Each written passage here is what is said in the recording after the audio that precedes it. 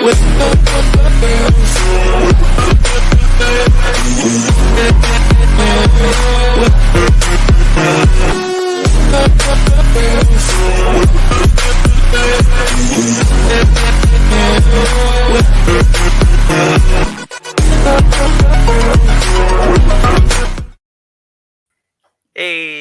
Turn it on. Sorry. Hello. Sorry about that. Having some light. Thank you, buddy. Having some lighting and set issues. How are you doing tonight, Ezra? I am doing fantastic. How are you, good sir? I am wonderful. Usually when I ask you how you're doing, it's kind of like it's one of those internet rouges because you're actually in the other room. So, I know that you're at least alive to some degree.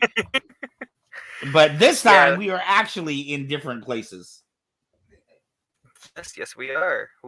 I am at my house, and you are in the seat of the Millennium Falcon. Hey guys, been a while. How are you guys doing? Darth Morbius, it's so good to see you back. Morbidius, I'm so sorry. Had a great holiday and epic New Year. Great to see you all. Thank you and happy New Year to you. We actually got to see you last week during the Spin Wars video and competition, which was super cool. I hope everybody got a chance to vote on that. I don't think voting has ended yet. Oh, okay. I don't think voting ends till February. Beautiful. So if you have not had a chance to vote yet, please do. You can check out James Kiser. James Kiser on Facebook. Yes. And or Darth Cephalus. Yes, Darth Morbidius was one of the contestants. If you watch the Spin Wars, he was one of the people that you were able to vote for. So what is new? What is going on with you, Ezra? I always feel you don't have Disney Plus, huh? I do have Disney Plus, yes. Oh yeah, that's you just aren't. You guys are going through the Phase 3 movies or something like that. We're on Ant-Man, which is Phase 2. Phase 2, man, you guys have a ton of movies to go. I know, especially since Eternals was just uploaded to Disney Plus. You know what? I will have to say, interestingly, I wasn't super excited about Eternals when we all went to go see it at the theater. I thought it was okay. It wasn't like, oh, that's my favorite movie or anything like that. However, since it's been on Disney Plus, I've rewatched it a couple of times. And I'll tell you, every time I watch that movie, it grows on me more and more. Yeah, Brittany and I saw it twice in theaters, not counting the time we went to go see it with This Is Nerding. So you saw it 3 times in theaters? I've seen it 3 times, yeah. Well, so is it just that you liked it that much, or is it that you needed to go back to absorb it all, or? Yes and no. I watched the first time we wanted to see it was with This Is Nerding, and that was just to go see it. Right. The second time was what was it? I had watched one of those breakdown videos things, and that was kind of like, ooh, I want to go see if I can spot those. Right. And the time was just a date night. Right.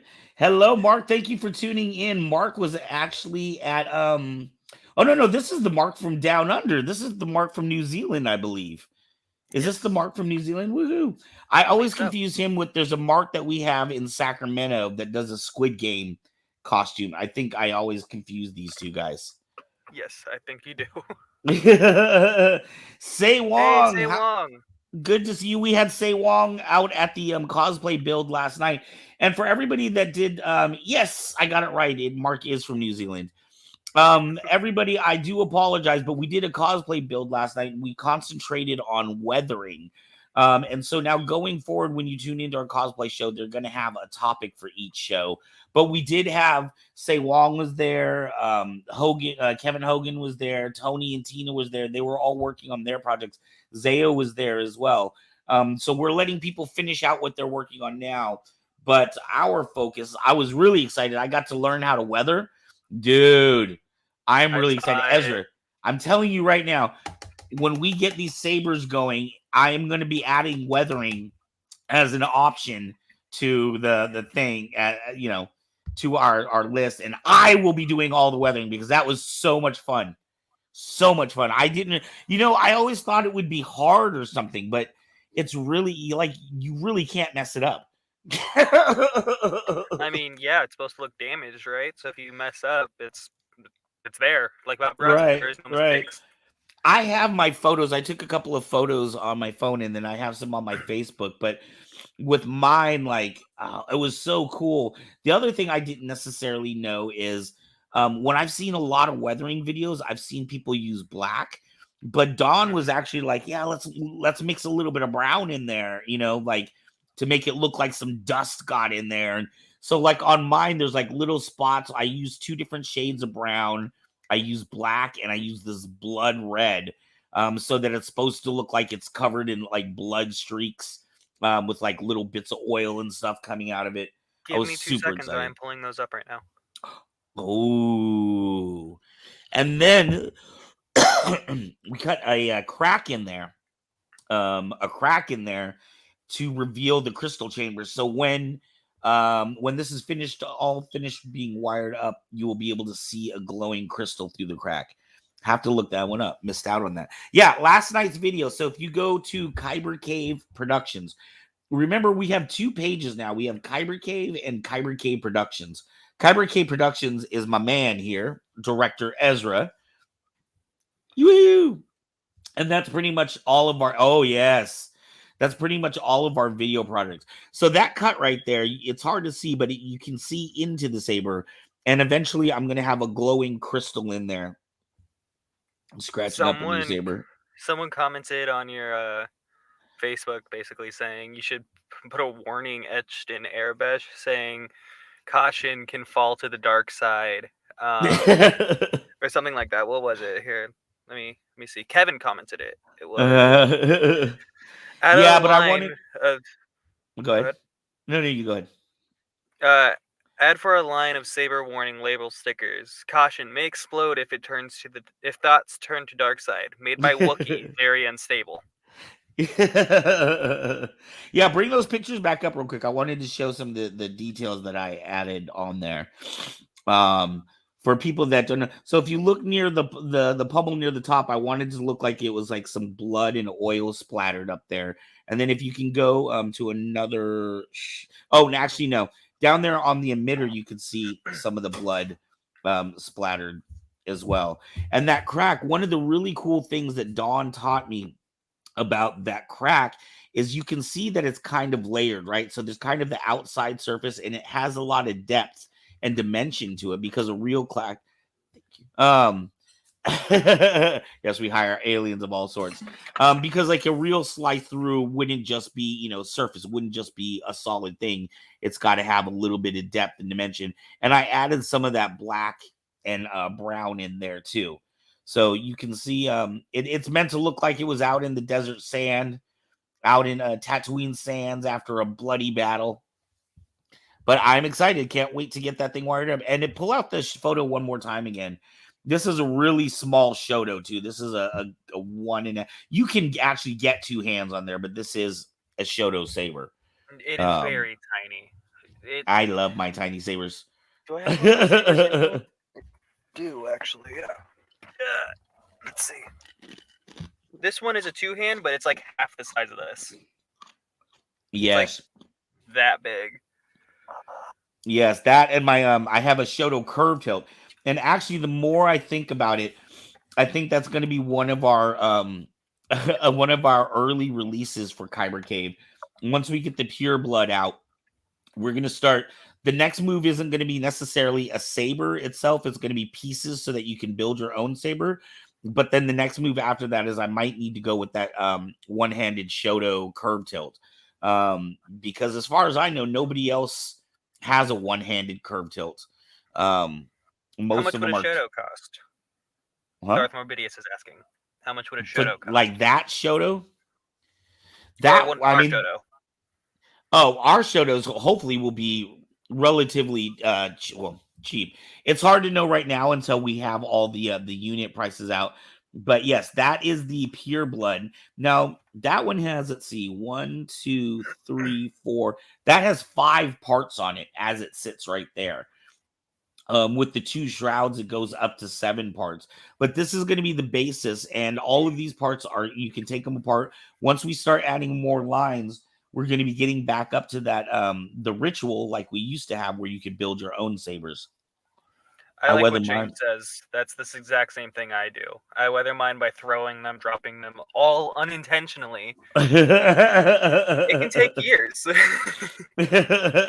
My Yeah, well, I definitely have some that are weathered the old-fashioned way as well. saber, I've had so many drops and fails, like tricks with it, and it is damaged. Let's just say Well, that inside the emitter is super damaged right now because oh yeah. one of my brothers super glued the retention screw in it, and there was a plate Mhm. plug in it, so I had to use something to get it out, and it's so damaged. Yeah, I was just talking to our guest earlier before we came on, but this is my one of my 2 combat sabers. The other one is the curved hilt that I built. This is JQ sabers, JQ standing for Jedi Quartermaster. They're out of England. This is my combat saber, and it was actually one of the designers was one of our previous guests, Faisal. But you can definitely see, I'm not too worried about the aesthetics and looks of my combat sabers. They are rather beat up because that's what they're for, combat. Say that again. I accidentally removed you. I'm not too worried about my combat sabers getting beat up because that's what they're for. These are for combat, and of course, I have mine in the only color anybody ever needs. But yeah, I have everyone does things different ways, but I personally I have 2 stunt fighting sabers and 1 stunt flow saber. And those are the ones that I use, for actual fighting and actual flow. So I don't worry about, first off, I don't put heavy electronics, I don't put sound, I don't put NeoPixel for myself because I assume that I'm going to be beating those things up quite a bit. So I'm happy just to have a stunt for my actual fighting stuff. Now that Yes. one, the weathered one that we just saw, that one is going to be a NeoPixel, and it's going to have a crystal inside behind that crack. So that's going to be my cosplay everyday fun fighting saber too. Also, these 3 sabers that you see on screen right now are for pre-sales are up on Woo! the kybercave.com. And You see the link right there. these will come with coins, numbered coins. The first 100 people to pre-order those will get a coin similar to this. Now, this I'm going to be talking a little bit more about too. And guess what, Ezra? There's one of these for you too. Ooh, it's a beautiful coin. But I'm going to be explaining more about what this coin is a little bit later when our guest comes in. Hey, do we have it just got dense by duels and dropping them, no paint needed. Yeah, and especially with Darth Morbidius, he is a flow artist, so I can't imagine what it would be like to try to keep your flow sabers from not getting dented and nicked up and all beat to hell.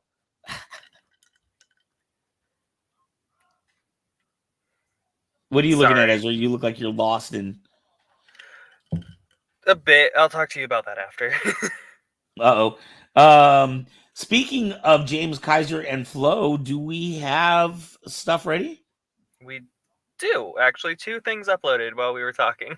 Yay! And why don't you explain to people what the flow is for tonight? So our flow artist tonight is the wonderful James Kiser. Yay! AKA Darth Cephalus. Woo! Woohoo! Bring him on, He bring is- him on. He is doing an amazing fire dance tonight. Oh, Yes. yeah. James is very, very talented, and that's one of the cool things with the flow. And we try to show it on this segment as well. Is it's not all just lightsabers. We have people that will do flow with fire. We have people that have been using nunchucks to do their flow. Poi balls, and Matt used a hat like the Chinese hats. Roll that beautiful footage. Are we rolling it? No, it's not rolling yet.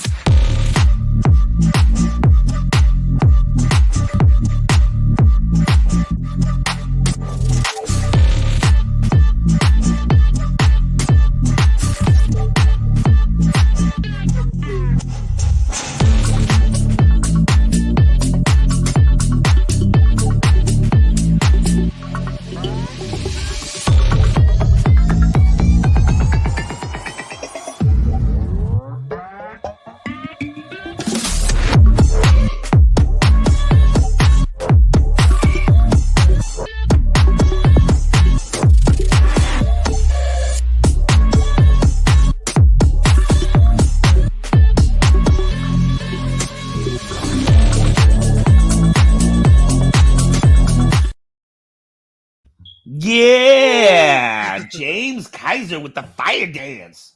Hot. That was amazing. That was hot. The pyro in me is quaking. Yeah, I don't know how. I swear, dude, I would just set myself on fire even trying to attempt that. Y'all who don't know James, he has long hair. Yes.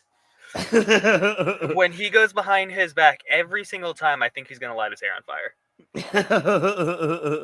Funny It was a fact, Harry Potter themed show. The original music was all of Flickwick's quotes.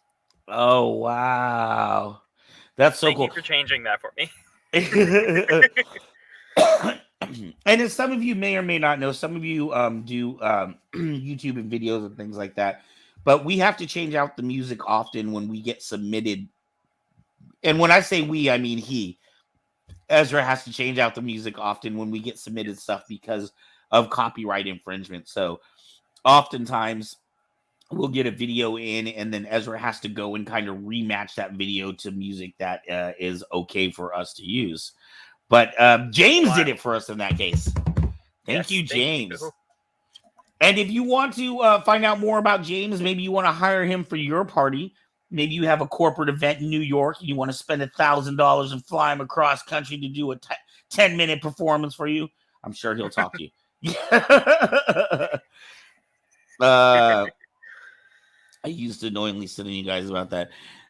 Yeah, so James also too makes incredible holocrons.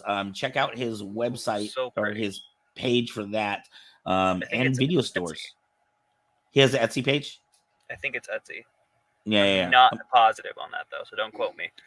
During the interview, maybe you can look that up real quick and see if you can find it.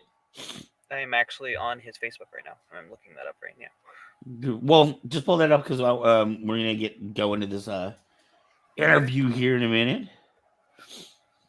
Ezra, when are we gonna see you on the flow section?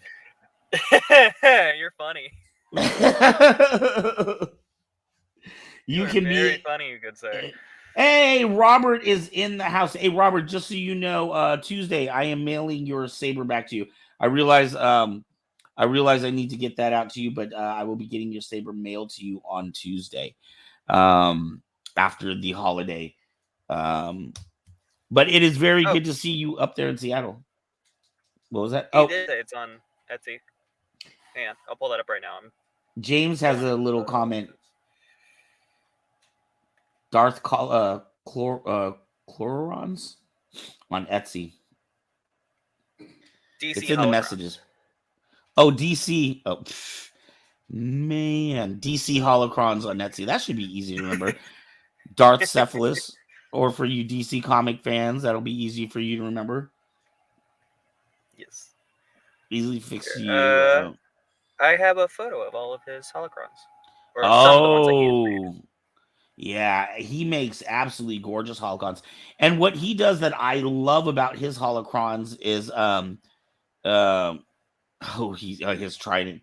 What I love about his holocrons is that he does research on each of like the Sith Each Lords character. or the characters that they're associated to really make.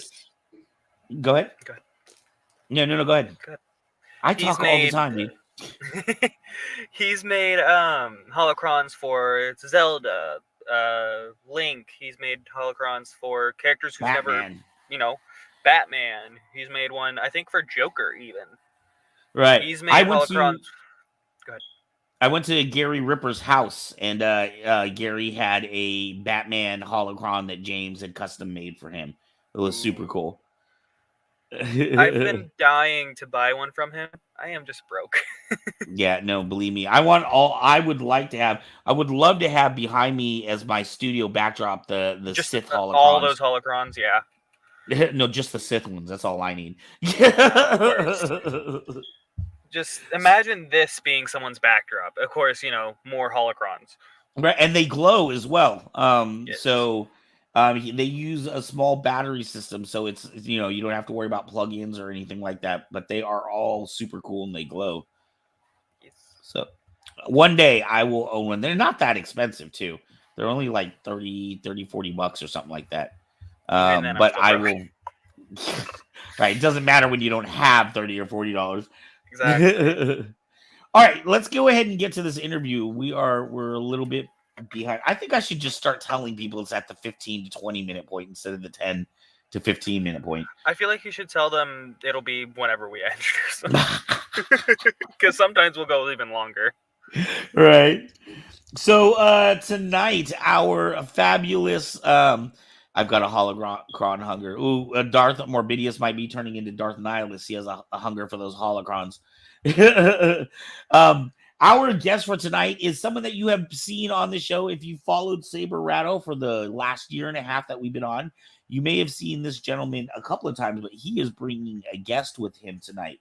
For those of you that are Saber enthusiasts, I'm sure you know very well of Aiken Saber Academy. They are all over online, and they are growing fast. Within the last couple of months, I've seen their numbers online jump in their group. So I can only imagine what's happening in the actual club itself. What I love about Tony is that Tony stays on top of a lot of the different fighting forms. He works together with other schools, and they kind of work together to see, what they can incorporate that works for everybody. So with no further ado, please bring on the commander, Mr. Tony Negron. Thank you for everything. We're aiming for the next big thing. I'll see you soon on the other side. I'm grateful for the memories we're. Woohoo! Commander Negron, how you doing tonight? Not bad for an old man, right? 67 years old, jumping around like that. Yeah, I'm doing good. Fourth appearance. Yeah, I appreciate you staying on late with us tonight too. It's always 3 hours later for you than it is for us. Yeah, well, thank you. My wife's already asleep, so I have to do this for the good of the community. And, I don't think she gets it, but it's all right. It's all right. Right. She's not out there at Saber classes with you? Oh no. She does her own thing, and that's his mind. She just says, "Go ahead, go do that." Well, I want to show this beautiful coin you sent to me. I want to show this off. Aiken Saber Academy, the Dragon's Den. That's one side there. These are absolutely gorgeous. Now, are these are you guys selling these as well, or are these only gifts for special people? Nick and I have talked about it, but Nick Palmer will be on in a minute. I think we're just going to use that as basically bribes, influence people. So folks that I know within the Saber community that I think it's nice to know, we'll send them a coin so that they remember Aiken Saber Academy. So we bought 100 of those. Same company makes our patches. So these are Oh, our rank patches. This happens to be for Paladin. No one but me is at that level yet. But wow. I probably Nick is at this level. But it's the same company. They do good work. But the coins came out fantastic. I'm glad you like it. All right, no, it's gorgeous. This was we had coins made about 2 years ago as well. This actually glows in the dark here, but you can see yours is much nicer, much more colorful than the ones that we had made. But these were our first ones that we ever had made. So I got to follow your lead next time. Yeah, they're fantastic. Well, you get lucky. They're folks that make that engravings and things like that are a dime a dozen. Right. We got lucky this time. Right. Well, tell me about. Well, first off, should I talk to you for a minute, or should we bring Nick in now? Look, give me a sec for Nick. Just real quick. We're going into, I guess, the late 20th century. This is a Mevo streaming camera. So that's the one thing that we're trying to do. And when I'll talk about the rest. So my old self is trying to learn video editing so that we can make cooler YouTube and other content. So that's the big thing. And now we're ready for Nick Palmer. Yeah, Nick Palmer, bring him on. Hello, Nick. Howdy, nice to see you. And thank you for being on with us tonight. Oh, my pleasure. Thanks for having us. So you also are an instructor over at Aiken Academy, is that correct? This is true. I am an instructor now. I was promoted to instructor after a vote from the Knights and the founders, and they said, "Hey, we'd like you to be an instructor." Last August. Wonderful! So congratulations! Thank you. For almost 6 months now. Did you start off as a student? Yes, definitely. Yeah, I joined the Saber Academy because it turned out that we were both at the same little local nerd con, and I had a booth there because I have amassed a lifetime of gaming material and have a small. I write tabletop role-playing games as well. Oh, wow. So I was selling that, and I saw on the program that there was going to be a LED Saber Academy. I'm like, wait a second, I need to go. So even before the convention started, I went over and started taking classes. Oh, wow. So you were hooked right away. Oh, yeah. As soon as I saw that they were there, I was like, oh, I got to go find out what these people are about. I mean, obviously, I knew about LED Sabers and the community a little bit. And I knew some people who were in it even. I just never really did it as a thing. Right. And I knew that when I moved to the area a couple years ago that I needed to get involved with something local. Right. And I've been playing with different blade arts throughout my life.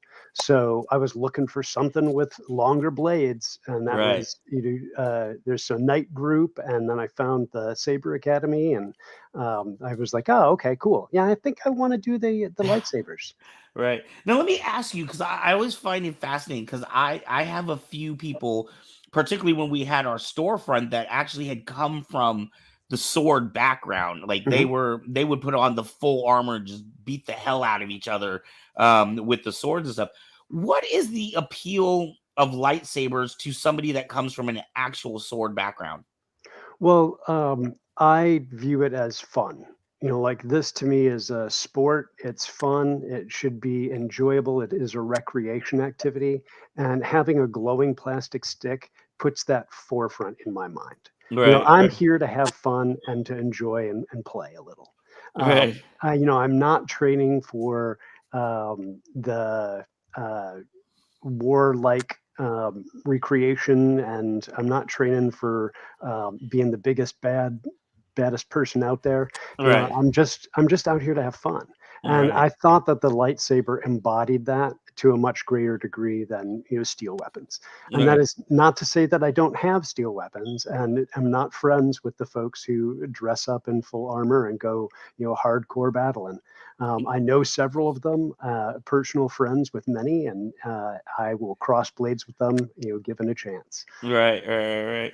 Now I'm going to guess that I might be completely wrong, but I'm going to guess by the pink headphones that you were a family man. Oh, a little bit, yeah. A little bit. Yeah. How are you a little bit of a family? Either you have kids or you don't have kids. No. I'm just pink is one of my favorite colors. Most of my lightsabers are pink or magenta. Okay. I typically go either pink or purple. And the only thing, I was looking for a new set of fun headphones to get for gaming and for hanging out online. And it was these ones or the ones with the little cat ears on the top. Yeah. And I was like, well, I don't know. The cat ear ones they only had the blue and red. And I was like, nah, I don't really want blue or red. So I'll go with the glowing pink ones. No kids. I have a whole bunch of dogs. Okay. Well, I do apologize. Sled dogs. Yeah. Sled dogs. They're just not normal dogs. They're sled dogs. Yeah, I have a pack. I have a pack of retired Siberian Husky sled dogs. Oh, wow. Mhm. Wow. Okay. Well, if you ever, If you can zoom in on this picture, that's us racing back about 10 years ago. Oh, wow. I So, don't we're think out on we the can trail. zoom. No, I don't think you can. But that is cool. That is super cool. So you used to do sled dog racing as well. Sure, yeah. I did sprint distance, which is 30 miles or less, typically with a 6-dog team or a 4-dog team. So yeah, we did sprint distances and raced up in northern New England. Wow, this is going to take the conversation in a whole different direction. Before we get to that though, I wanted to ask Tony, Commander Negron, when you brought Nik on as an instructor, was there something specific in mind? Was there something that he did that the other instructors didn't, or is your school growing to the point where you needed to add more instructors? What was the thought process for bringing on Instructor Nik? Well, we've never gone above 20 active students at one time. But here's the thing: what I look for in an instructor is maturity and leadership, and so that's sadly lacking. And that's why the community as a whole is not growing. There's no one stepping to the front and leading. Saber Legion is probably doing the best out of all those. But Nik showed that maturity. He was a little bit older than some of the other students. We've had older students than him, but for the most part, he showed that he's willing to learn. He's willing to step back. He may not like everything that we're doing at the moment, and he's got his own opinions, but he was willing to subordinate himself to whatever the class was going. And then when I needed somebody to take new students aside and work with them, he had a really good grasp of the fundamentals. And then when we developed our SIT system, he was right in there with us trying to fine tune it. And we've now got it fine tuned. I don't think that we can make another change to it. So every step of the way, he's been my brain trust. He's been a loyal and a friend. So, I mean, you can't ask for more. The thing is, if he ever moves, he's now at the point where he can start his own school. Fantastic. And that's what we're looking for. And if he moves close enough, we'll have 2 SIT schools with maybe a 3rd on the way, which we won't talk about. Right. Yeah. So he's just been out. And I definitely want to talk to you about the SITs as well, too, in a little bit, because that's something that we've been talking about ongoing. With your system, okay, Nik, so do you find it difficult to translate to go from swords to sabers? Is it the same thing? Is it a different animal? I mean, I realize with the saber, technically you have infinite amount of blades, right? Whereas with the sword, you either have 1 blade or 2 blades. So your angles and your hand control seems like it may have to be different. Is that true? I mean, yes and no. Obviously, there's something with the all-surface contact, which definitely is true in systems that are trying to be true to the lightsaber as an entity. They that needs to be part of the rule system. So that's why there's no cutting edge or false edge. It's just if you touch, you touch, and there you go. So I like that aspect of it. But at the same time, that does afford you some flexibility with the techniques. But Bruce Lee said, "Punch is punch and kick is kick, and slice is slice and stab is stab." Right. In the end, there's only so many different ways that you can swing a long extension of your arm. Right. Now, do you think, and I want to say really quickly, what's up to Anthony? Anthony just tuned in. And I don't know if you saw their commander, but Phoenix says hello to you. But when we're talking about you were saying cut is cut and stab is stab. One of the challenges we had at Kyber Cave when we would do our Saturday night battles, right? Now, when we did our Saturday night battles, it was open to the public. Anybody could walk in off the street. So we wanted to make our rules simplistic enough that, it wasn't only the skilled Saber people could come in and do it. Just anybody could do it. However, one of the things that you tended to see, particularly in the lower division, right? When we got higher, you didn't see it as much, but say the first 5 or 6 battle, it seemed like tag with the lightsaber, right? It wasn't so much I'm trying to get a good clean slice in, or if this was a sword, this would be a fatal strike versus, a light strike. It was more like, can I touch you with my lightsaber before the referee, calls the other guy hitting me? Do you feel like they're different things or the same things, or That's a good point, and that's one of the things that I really appreciate about SITS and its application in the LED Saber combat and dueling, because there's an intention behind the design of the system to make it appealing to watch and Right. understandable to watch for somebody who has no skill with the sword. Because Right. otherwise you're really watching to see who moves quickest and first, and it's like who it's a game of very, very technical tag and Right. very, very fast tag, and there's nothing wrong with that. I compete in those tournaments from time to time. But what I like about SITS is that it does allow for that more cinematic and more intentional exchange between the players.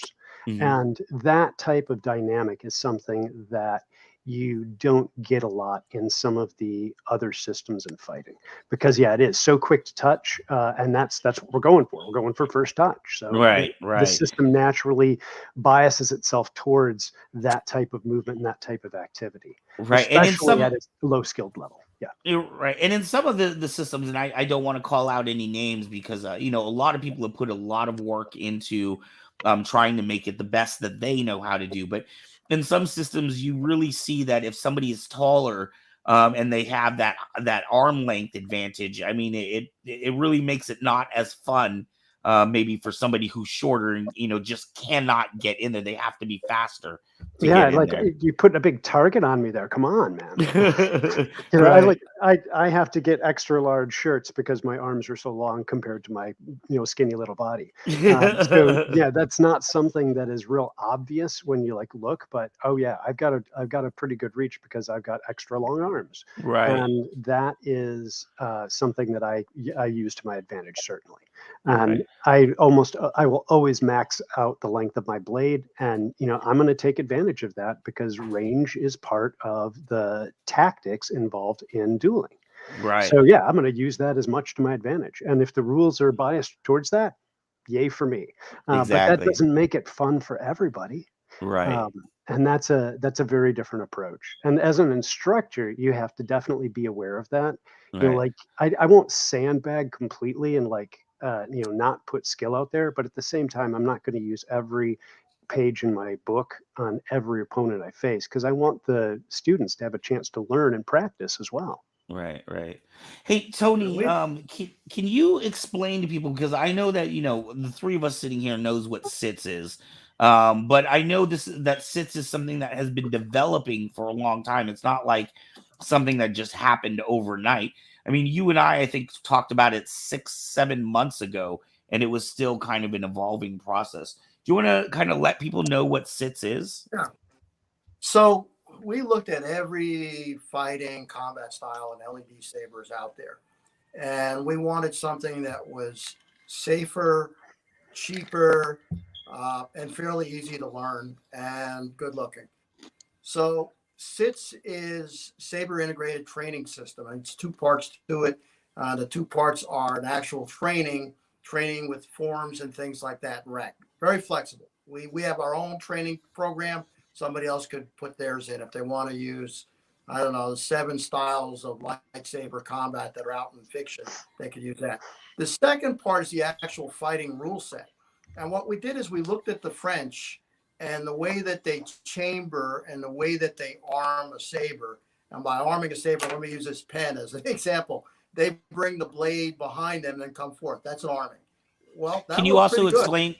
Can you explain to people what chambering is as well? I know what it is, but I mean, for some that may not know the terminology.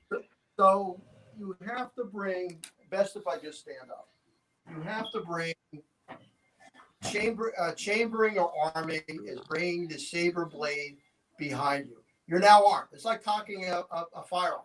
Okay. Right. At that point, you can begin an attack. All right. So what that does, if you take away the thrust, it allows for a person with offense to swing and a person in defense to have enough time to react. And you get this really beautiful choreography of battle. Now, we have 2 rule sets where that kind of arming is required. The first rule set, same arming, and then you have what's called the right of way. You get the first person to arm, you get to move and complete your offense. Your offense is stopped when the other person either blocks or evades. Okay? And then he takes over the right of way, and then he has to arm and attack. And so it leaves this beautiful dance back and forth. We don't stop for points. It's continuous fighting. So that goes on for 2 minutes, and it's a lot like the French style. It's borrowed and inspired directly by ASL, FFE, and what TPLA is doing here in the United States. Really cool system, but we didn't think that was enough. So then we looked at Faisal Milan's LSAT from England, and we like that too. And in his, you have to arm, but then you have to have a 90-degree intentional strike. We took away the right-of-way part of that, and now it's 2 guys like in boxing matches with 90-degree strikes after arming going at it for 1 minute. So for a student, it's an amazing experience. One teaches them grace, balance, and speed, and the other really works on their aerobic conditioning as well as paying attention in the middle of a fight. It's a really great system for a school, and that's why we developed it. We use a medium grade blade, so it's a little softer than your heavy grade. We don't allow for thrusts, so you don't have to wear gorgets and all the rest. So that's our system. It's borrowed from basically the Europeans, and I think the Europeans kind of have it right. And there's nothing wrong with heavy blade fighting like the way most people do it here in the United States. But that's But how do you teach kids that? How do they purchase equipment? So I'm going to turn this over to Nik and let Nik explain what he knows and his experience, if that's okay. Yeah. Well, what do you got to add to that, Nik?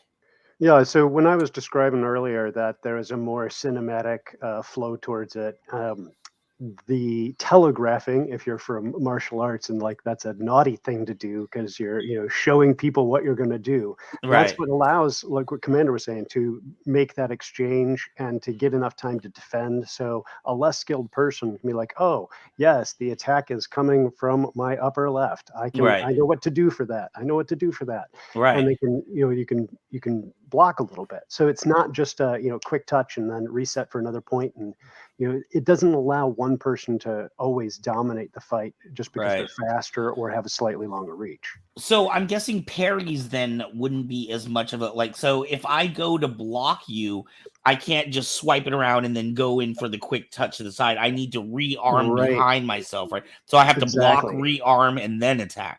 Exactly. And that gets into a little bit more of where flow comes into things, because you can like parry somebody and push them all around, chamber your sword and come back right over in one solid motion. That's what I do. That is my fighting style.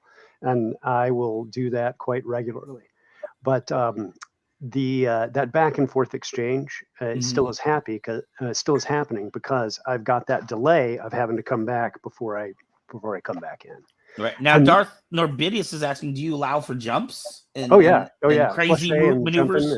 Can I roll if I want to roll? Somebody has tried to roll before. I have one move before they redid the floors. I haven't done it since they've redone the floors. Where on my knee pads I would slide on the floor up underneath somebody's guard. Sure, yeah, we allow for all of that. And the difference, though, is that I would never try one of those in the second round of full melee fighting. Right. You only get one time to do that. Yeah. And then in the right away exchange for those first 2 minutes, Right. those types of moves work really well. But once you get into that assault melee round where it's 1 minute of no stop, and that's pressure. There's a lot of pressure in that 1 minute. Right. So you can't really do those types of moves there. It's a lot more about arming speed, accuracy, and not flinching. Like not backing down from that incoming assault. So it teaches a very different type of mental and physical skill. Do you have a referee that lets you know when you go from that 2 minute mark to the 1 minute? Yeah, ref and timer. Okay. Ref and timer. So the timer's shouting out and the ref's confirming what the rounds are and reminding everybody.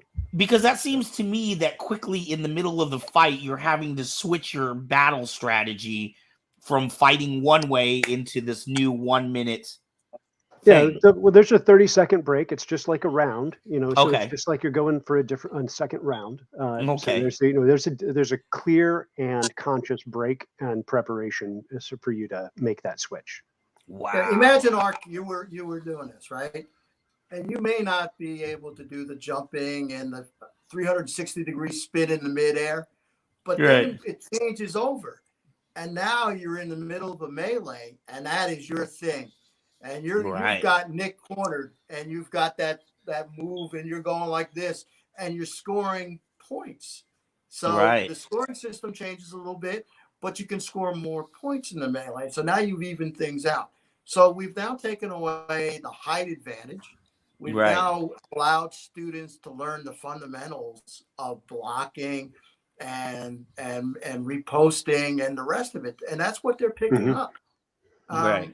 It's like I said, it's a beautiful thing to watch. And when I watch the French do it, I mean, they're even more impressive because they've been doing it a while. But they only have the one rule set. And then when you watch the Sabers in England do it, you go, wow, that's pretty cool too. But we do both. Right. Like I said, we developed this for a school. So we obviously go at half speed so that the students will get a chance to make blocks. But we've had students walk in, no experience, take a 20-minute lesson, and they're blocking things. And they walk out excited because they've made blocks and they've hit Nik or me, and they walk away. Yep. So it's a good system, but we also we're in the middle of teaching light speed. We got 2 more weeks of light speed to do because we also teach the heavy blade and the light speed. And we're trying to give these kids a full exposure, but there's nothing like this in my mind. There's nothing like the sit system. Right. Well, I'm very interested because, with what we were doing at Kyber Cave on our Saturday nights, it was a little different than, say, you guys or even Saber Legion or Lightspeed, because we were competitive, but it was really lightweight competitive. There was no trophies or anything like that. The most you got was your name on the chalkboard for the week until next week's battle. But so you would see very different. You'd see the people that obviously were just out here for fun, and you could really tell people that had martial arts experience or even sword experience. And I would say one of the things that that kind of bothered me was that for, say, the first, 20 minutes of battle, the first rounds, a lot of time it was very boring for the audience members.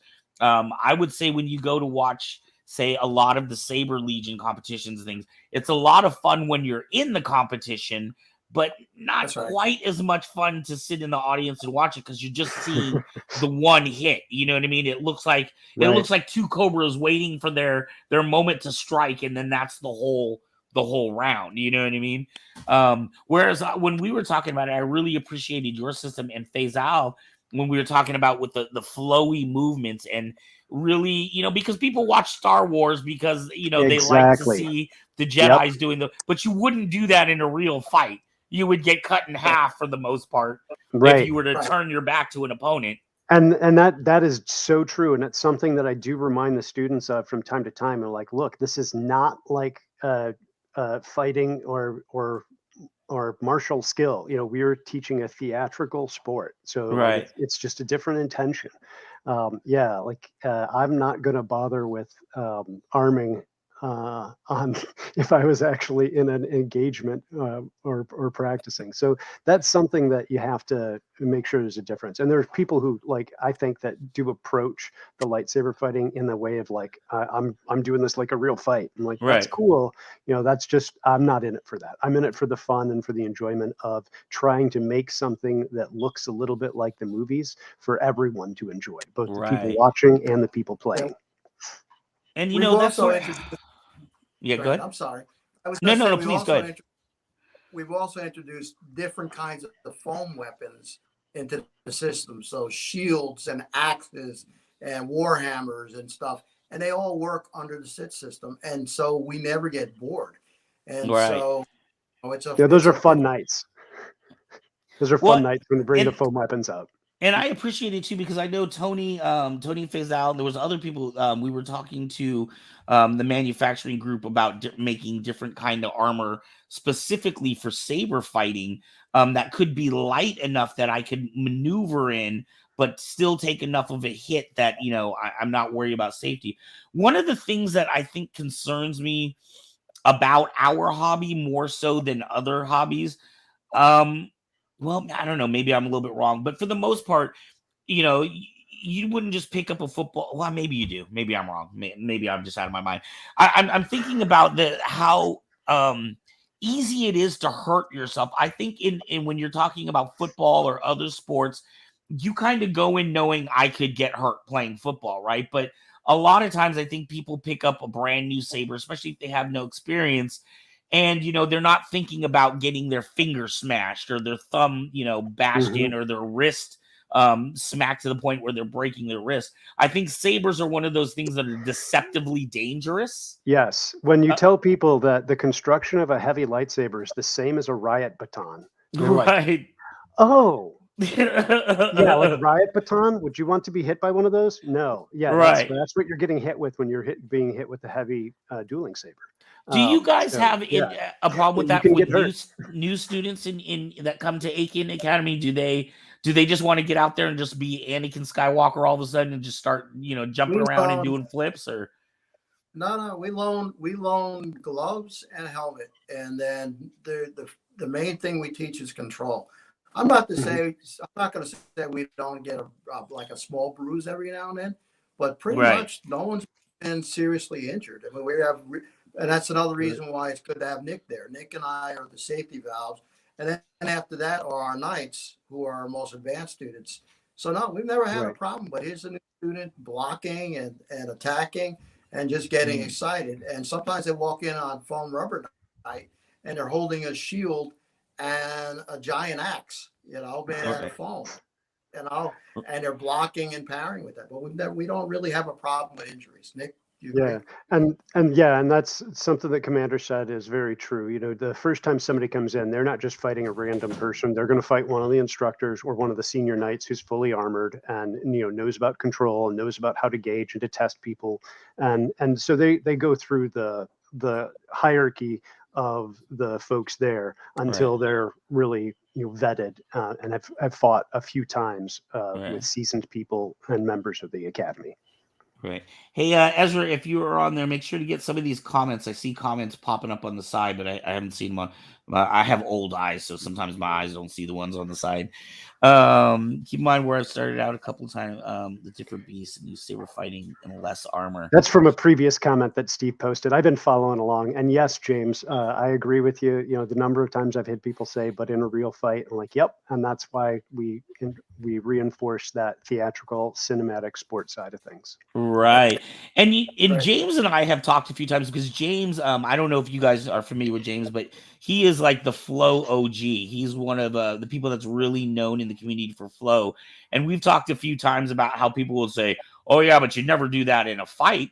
And my argument is that sometimes when you watch these flows, you can see, it looks almost like Tai Chi, but you could see where if I were to do this in a fight with an intentional thrust as opposed to, just, very lackadaisical, that a lot of what they are doing in choreography and in flow, even though you wouldn't do a lot of that, a lot of it does translate over to actual fighting as well. Oh, sure, sure.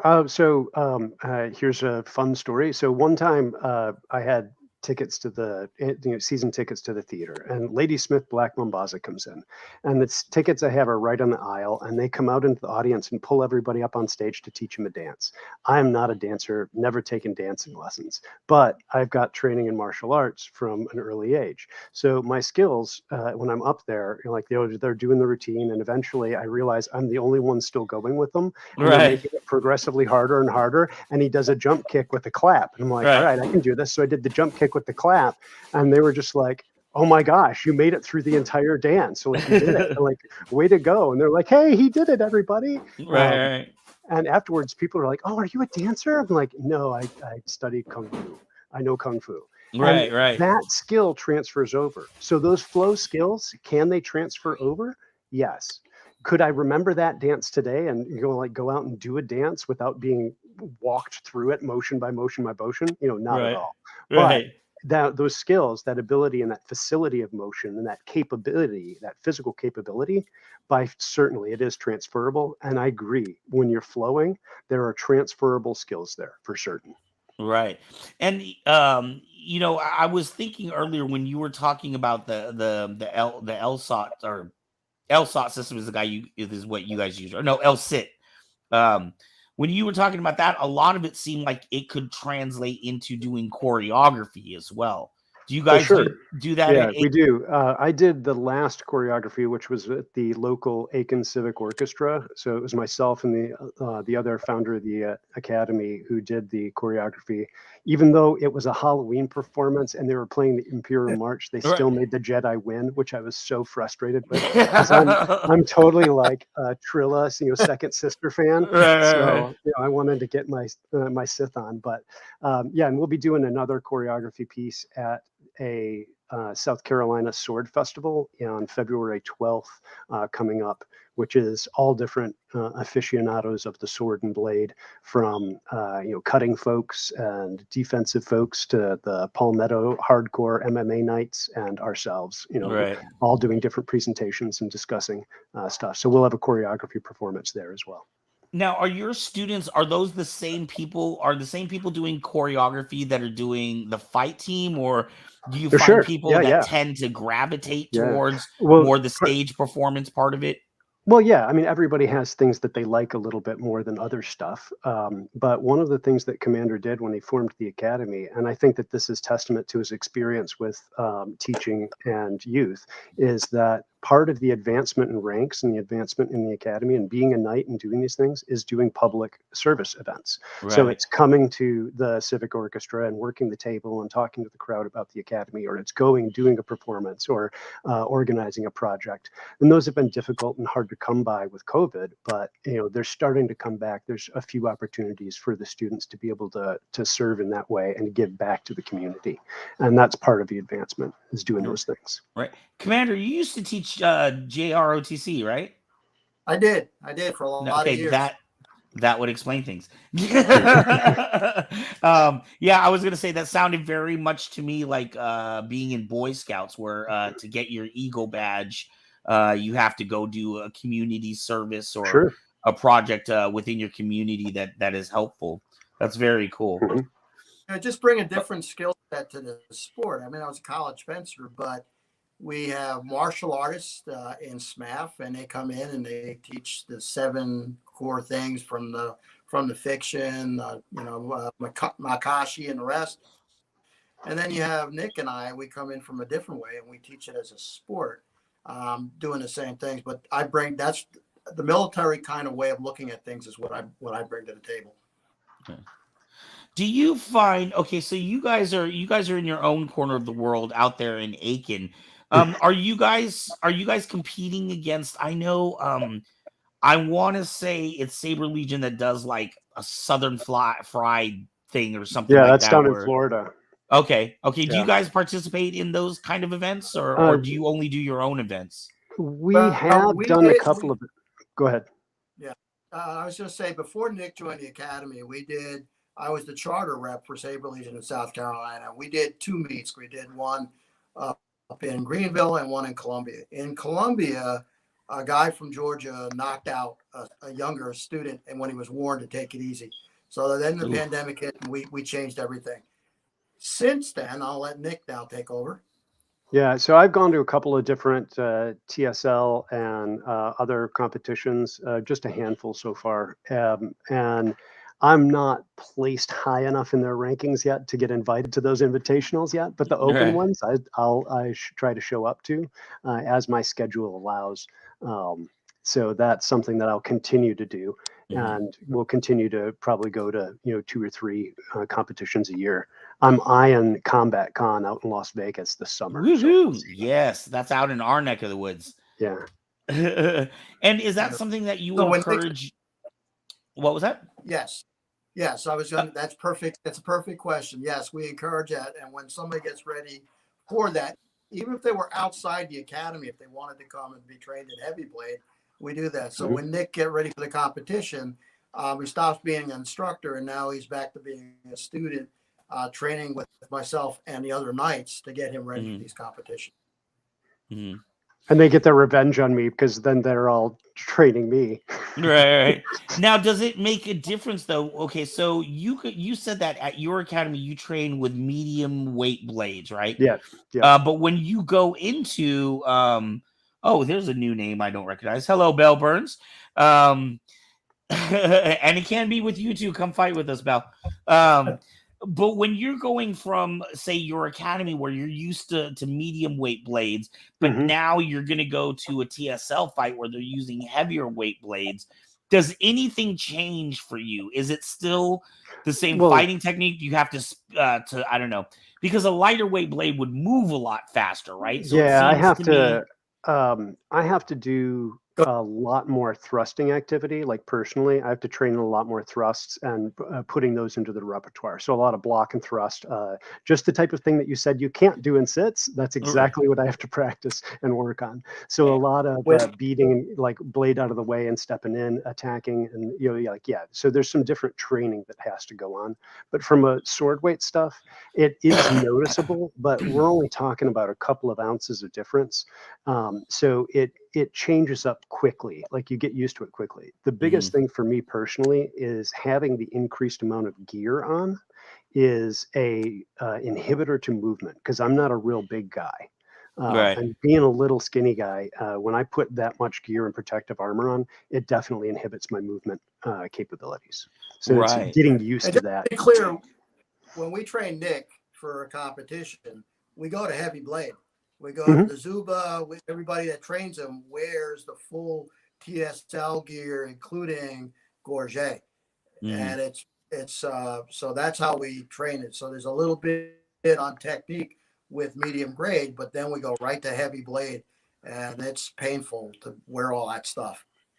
And then too, I know last time we had talked about because I'm sure you know that we're good friends with Kang Snow at Lightspeed. And so when you do light speed, that's a 7/8 blade or 3/4. I can't remember which one it is, but it's a light 3/4. Yeah. It's a different super blade. light. Right. I mean, that thing is like a bullet sweep going through the air. Do you have to stop and slow down and like remind yourself where you're at when you're fighting, or is it very natural to go from one league to another league? No, it's totally. The other night when we were doing some pike stuff, and then we switched over and did some light speed right afterward. Your commander got me good because he knew that we were going to change, but I didn't know we were going to change. So like switching my brain to change the style, like it took me like a good 2-3 minutes before I was actually adjusted to the different blade and stuff. So it took me about 2 minutes to start to catch up back up on points and actually get a touch in. But that was good. But yes, there's definitely a shift, and that's part of the reason why we do it more modular based and say like, okay, for a month or for 6 weeks we're going to work on this specific system, and then sits is always in between. So like sits never gets a backseat. It's just we're going to work on sits for a while and do that, and then we'll do another system just as kind of a break. Right.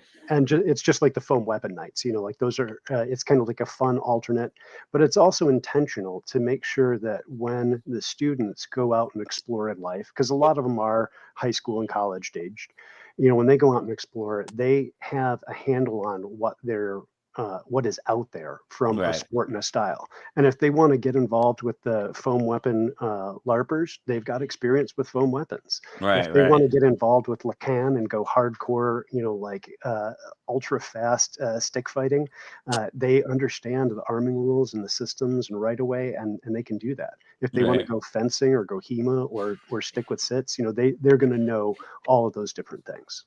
Right. Really quickly, Bell says my husband's working on a Star Wars crossover Beast, and I'm working on a Jedi Bell. But can you Nice. fight in those costumes? That's what I want to know. Speaking of which, you did, and I want to thank Tony, because we got to be a part of that. The symphony demonstration you did. We provided the chopsticks there for the Oh, excellent. orchestrator. Yeah, But when you're excellent. doing something like that, is it different doing something in costume as opposed to out of costume? Oh, sure. Yeah. Because I mean, you got that second sister mask right over there, right? And if I know anything about the second sister, you cannot see crap out of that helmet. You can't see anything out of that helmet. No, I stood around at the table with it on, but I like doing fighting and stuff. No, it's not going to really happen. Right.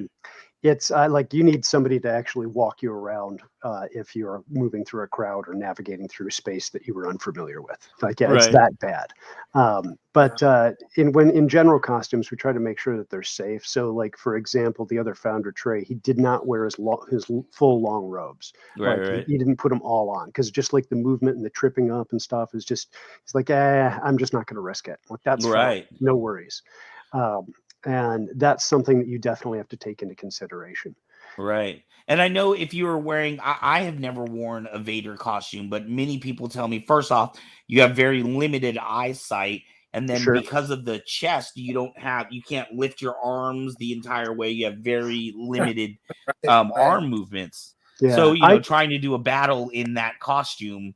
Yeah, I made my own costume out of EVA foam, and I have a background in doing stage props and stuff. My spouse is involved with, did a lot of like high school theater, like managing the stage and stuff like that, and helping out with the performances. So I would end up making props and stuff for them as well.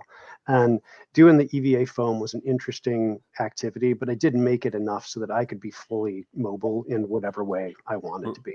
Right. So I did kind of like an eighth brother, second sister hybrid thing. All right. So you made like foam armor then is what you did. Yeah. Okay. Yeah. Well, that makes a lot more sense because it gives you the movement that you might need. Yep. And we train for the costumes that we're going to be wearing and hopefully the location where we're going to be. So we sort of know how much space we need. Those two guys, my hat's off to it. They had a tiny little piece of stage that was elevated. I think you guys got the practice on it a little bit, but it was we got to practice amazing. once. Yeah. So it was a fun event for me as the main instructor to watch these two guys go at it. I mean, they were brilliant. Right. That was fantastic. So what are I know and we are getting ready to come up to a wrap up point here in a few minutes. So I want to ask you, with COVID ongoing, I know this 40 minutes always comes so fast, and I look up and the time is gone. With COVID ongoing right now, and it seems like so many things are changing, and it's hard to know from month to month. Is this con going to be open? This demonstration that I was asked to do, is it even going to be happening anymore? What is Aiken Academy's plan moving forward? What is it that you guys would like to see happen? Or what do you have planned for this next year? I'll pass that to Commander first. Yeah. Yeah, I mean, when it was bad, it was the Delta variant, which I felt was pretty horrible variant. We did the usual. We opened up because they allowed us to open up, and then we took temperatures, and everybody had to wear masks. As we've moved on to the Omicron right now, we certainly have students that aren't vaccinated, but. So we're waiting and seeing, but the parents have been really effective if they're sick or if they've been exposed to Yeah. anybody that's sick, about keeping everybody home. And everybody's done it, including Nik. Nik had an exposure and he stayed home and he took a COVID test. So that just seems to be the way of life that we're going through. And we're managing without too many problems. All the restaurants are open. People are going to the restaurants. They might wear masks. The ones that are wearing masks are fine, and the ones that are not, you know, they're taking their own chances. But it seems to be working out. I don't know why it's working out, but it seems to be. I'll let you know if I can. Yeah, we also have the benefit of a really good space, and the community center that we're privileged to be able to train and teach out of it's a full gym, like it's a full-sized gym, so we can actually spread out some. Yeah, and the other fun thing is that when we're getting up in each other's faces, we do have. Well, they're porous, but we still have masks on. We got our fencing masks on. Right.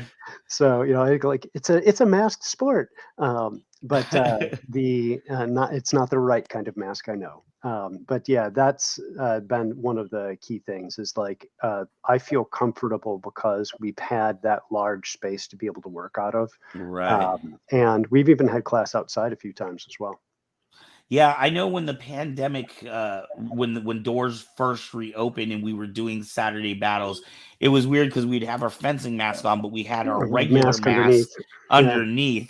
And particularly because we videotaped all of our things, you know, we had to make sure we were on our P's and Q's because you never know what anybody's going to say online. Yeah. But that does make it very interesting.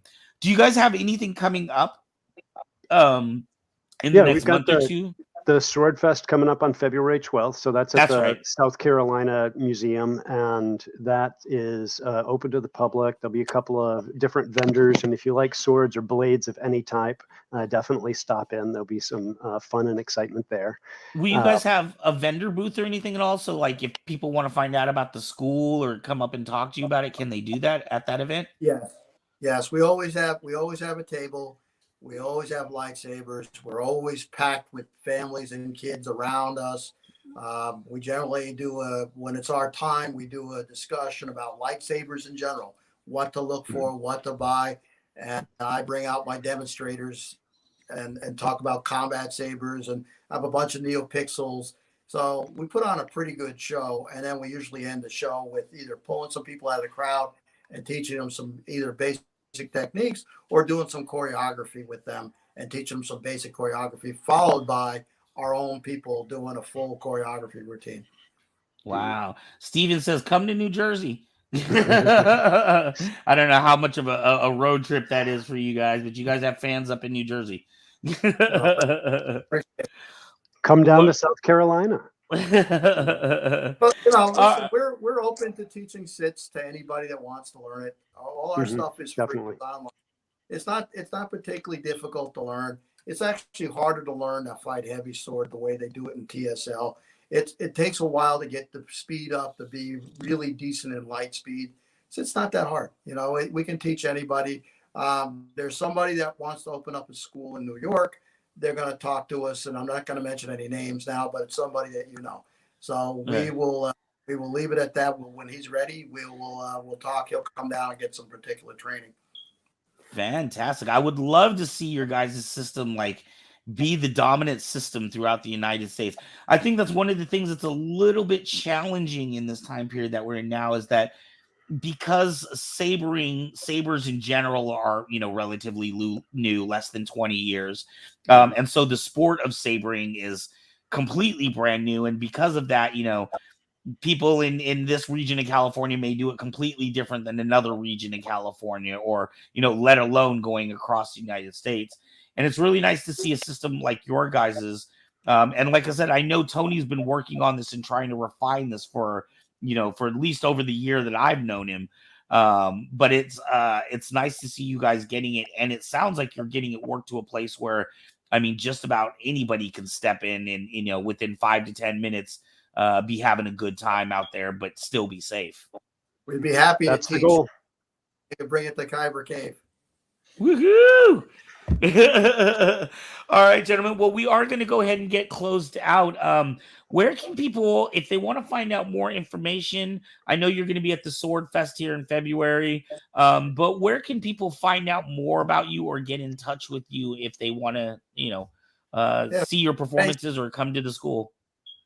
Aiken Saber Academy Facebook page and a Facebook group. Just join the group and ask questions or look at all the videos we've got there. We're gonna probably try to put more quality videos on YouTube now, as I'm getting smarter about video editing and getting more technology. But for right now, the groups are the place to go to. Right, beautiful. Aiken Saber Academy. Beautiful. Instructor Nik, you got anything to close us out with? I thank you very wisdom? much for being out here and doing this. Congratulations on having your show going for as long as it's been. I appreciate you giving us the platform and being able to share our interest in the hobby and the sport. Oh man, and I'm happy to have you guys on anytime. Like I said, we've had Tony on as a guest a couple times, but he's also bailed us out a couple of times when the guest hasn't showed up on the show. So I'm always finding excellent information from you guys. I know Tony stays plugged into so many people in the Saber community. That's why I stay plugged into Tony. Yep. I really lucked out being able to be a part of the Aiken Saber Academy. I'm really happy to be here. Well, wonderful, Nik. I look forward. Hopefully, I will see you at Combat Con next year. But I look forward to seeing you guys all over the country. Right on. Thank you. Big shout out to Kyle from Key Sabers. His wife's got COVID right now, and he's an amazing resource for the entire combat community. Key Sabers has been fantastic. It's been interesting how there's been a couple of the smaller Saber companies that have kind of come up and made a name for themselves.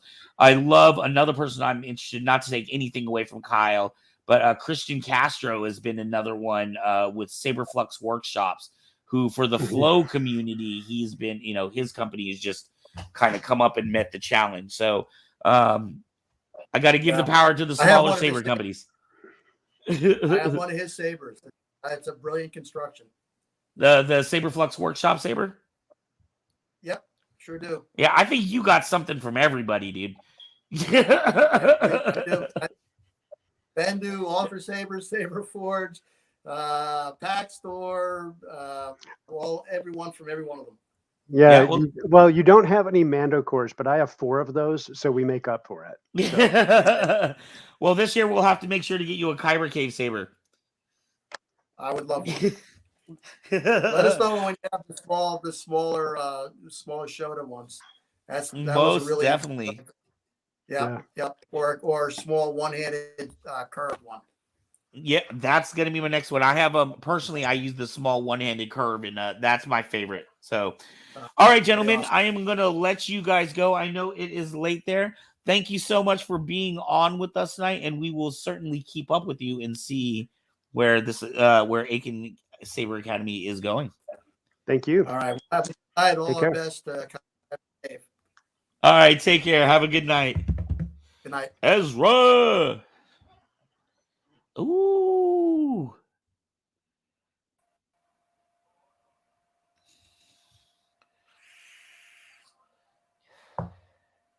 So for some reason it didn't mute our audio.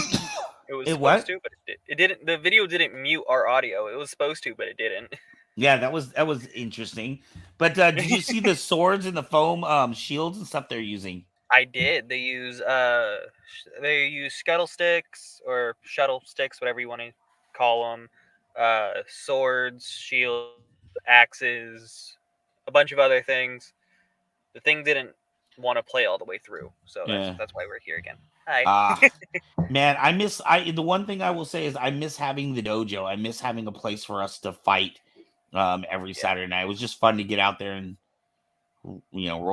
rack it up some. What were you going to say? Something? We have gotten actually a lot of messages asking when are we opening our dojo again. When are you opening a dojo?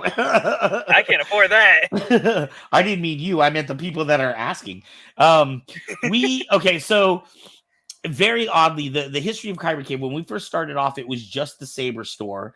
Then when we moved to the mall, we ended up with a dojo as well. When we left the Saber, when we left the mall, we were doing activities outside because we had lost our dojo. Then we moved into downtown Fairfield and got a dojo back again. But I was always the saber guy. My job was to sell sabers and repair lightsabers. We had a different instructor that his job was to run the dojo, but he ended up leaving, and I kind of got left with the dojo, which is when we started doing the Saturday night battles and things like that, just to have something else to do with it. So I would love to have a space. If anybody knows of a space where we can get together and meet weekly and have training and things like that. In fact, we were just invited to a fight in a week and a half in Arizona. There's a fight happening, and Kyber Cave was invited, but we haven't really had a team together for a while.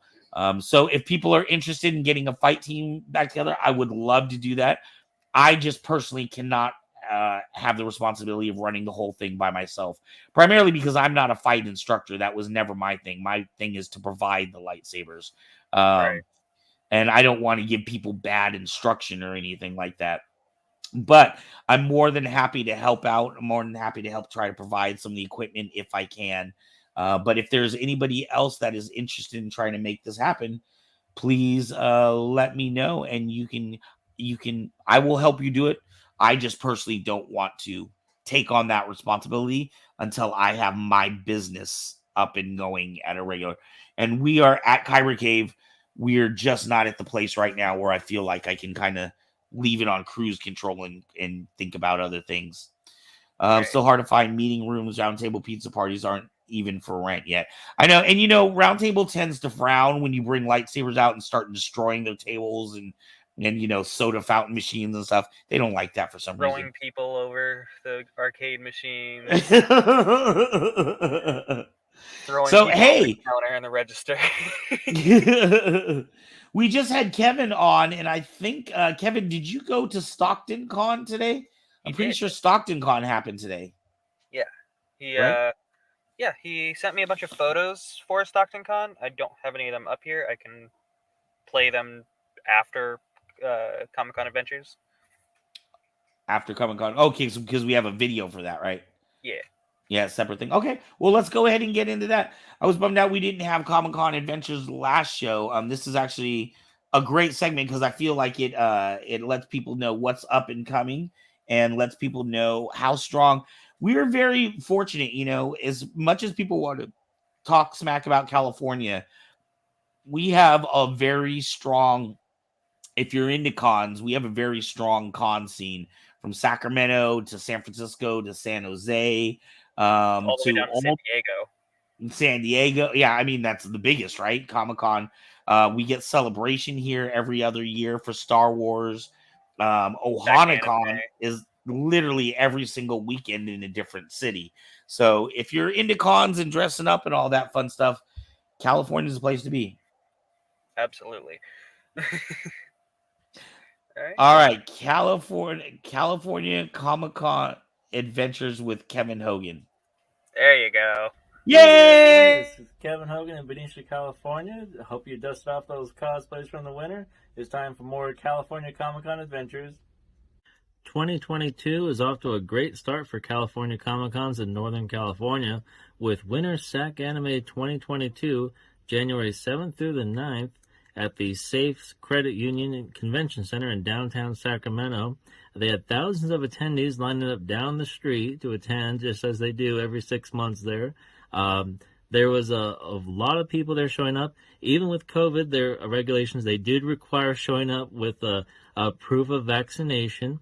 Now, if you didn't have a proof of vaccination, you could show up with a proof of a recent negative test for COVID within the past 48 hours. And if you didn't have that, you could do what they had was a rapid testing on site for a $40 fee for what they had called a drip hydration, where you could go to the lobby of the Sheraton right across the street. And apparently within just like 10 to 15 minutes, they could have a proof of a negative COVID test right there that would be valid for the next 24 hours. So it's obviously more convenient if you can get that vaccination, which is strongly recommended. But if you haven't had a chance to do that, that is available for on-site people to do at the upper level balcony at the Sheraton lobby there for the hotel.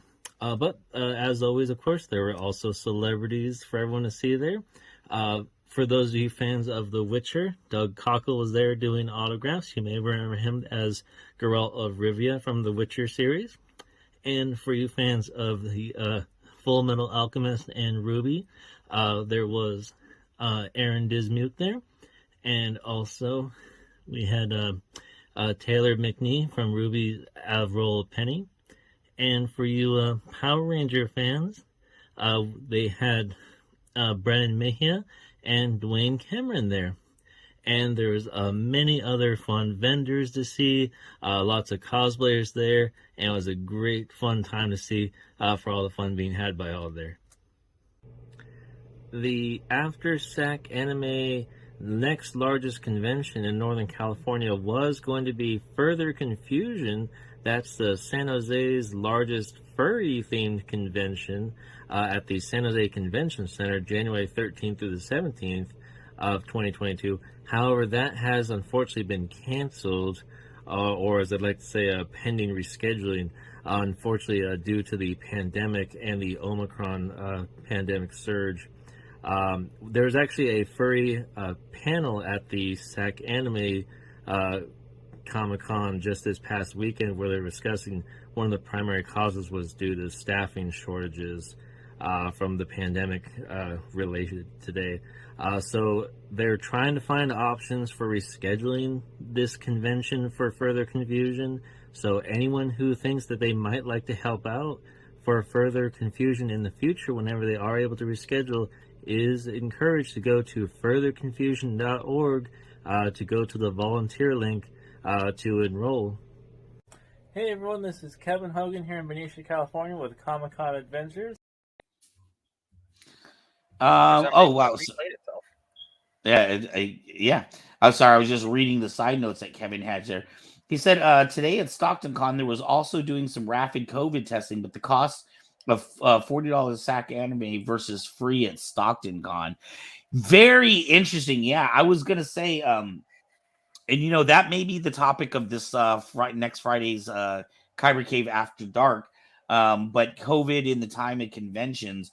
Very interesting how they're doing that. We talked about the SAC Anime and how they were doing like this rapid testing, which I thought was cool for people that didn't have cards, but it was $40 each day you went, which I was like, man, that's a 3-day event. That's $120 just to get in on top of your tickets. You know what I mean?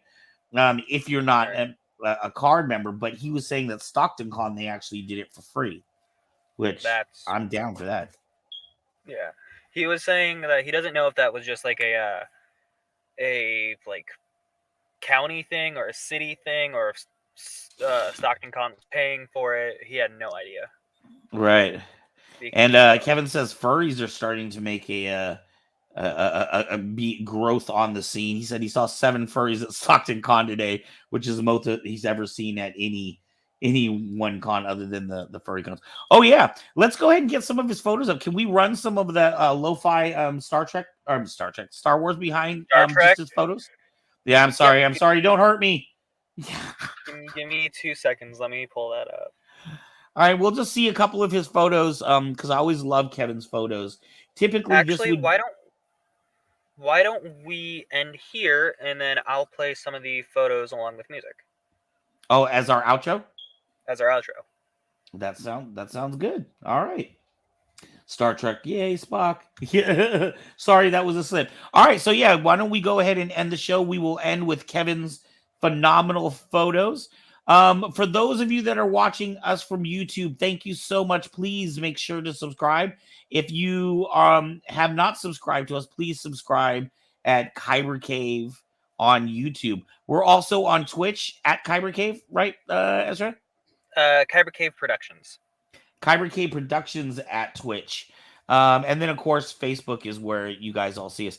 And please keep in mind, for those of your friends that might want to tune in to this, Kyber Cave and Kyber Cave Productions are 2 separate pages on Facebook. So if you're interested in just kind of the videos that we do Fridays, Saturdays, and Sundays, that's under Kyber K Productions. If you're interested in the work that we do, making lightsabers or machining work, that is under Kyber Cave. Right. You got anything else for us before we outro out of here, Mr. Ezra? Make sure to check out the website. I am currently trying just to pull that music up, so give me 2 seconds, please. All right, no problem. Please check out our website, kybercave.com. We've got lots of great little gifts. We have pocket knives for $10, chopsticks for $15. All of our prices include the tax already. We've got a couple of sabers on there. Not many, but what we are doing is pre-selling our Pure Blood, which is going to come with an exclusive font. If you buy it with any kind of sound, you are going to get an exclusive Pure Blood font created by Force Effects. The font is called Pure Blood and was made specifically for this lightsaber. You will get the saber. If you're one of the first 100 people to pre-order your saber, you will get a collector's coin that will come specifically with that. So check out our website, please. Also, like I said, if you have not subscribed to us on YouTube, please do. We're really trying to grow our YouTube presence. And Twitch, although I don't know a lot about Twitch, so I can't really tell you. Yeah, I'm the Twitch person here. We also, so for those of you that may or may not know, we have our show Friday night is Kyber Cave After Dark. That's at 9 p.m. We have our show Saturday night. That's Kyber Cave cosplay builds at the Kyber Cave featuring Darkside Saber. Right now, our topic is weathering. And the third show that we're doing is this show every Sunday nights. Kyber Cave presents Saber Rattle every Sunday. And we have a fourth show that will be starting very, very soon. Kyber Cave Gaming featuring Ezra. Yay. And sometimes Van. Sometimes Van. Sometimes yeah, Van. well, I mean, but the name of the show, it's kind of like like the Daily Show with Trevor Noah, right? So you've got the name of the person. So it's Kyber Cave Gaming featuring Ezra, or with Ezra Dutro. And then we have cosplay builds at the Kyber Cave featuring Darkside Saber. If that isn't the longest friggin' name. I'm the only one that doesn't have my name in the show. It is. I mean, sometimes every once in a while someone will say your actual name. Can you hear the music? Basketball plus pipe cleaners. I can, yeah. Loki horns. All right, thank you so much for being with us on this week. We are going to leave you with some photos. What are these photos of specifically? Are they just Stockton Con, or are they a couple different cons? I believe so. I am not entirely. He said something about posting it about Stockton. All right. Well, these are our photos from Kevin Hogan. I believe they are. Oh, he says Stockton Con. So these photos will be from Stockton Con. So please enjoy, and we will see you next Friday on Kyber Cave After Dark at 9 p.m. Peace. Ooh, see. Oh, I'm assuming. See y'all later. Oh, that's so dope.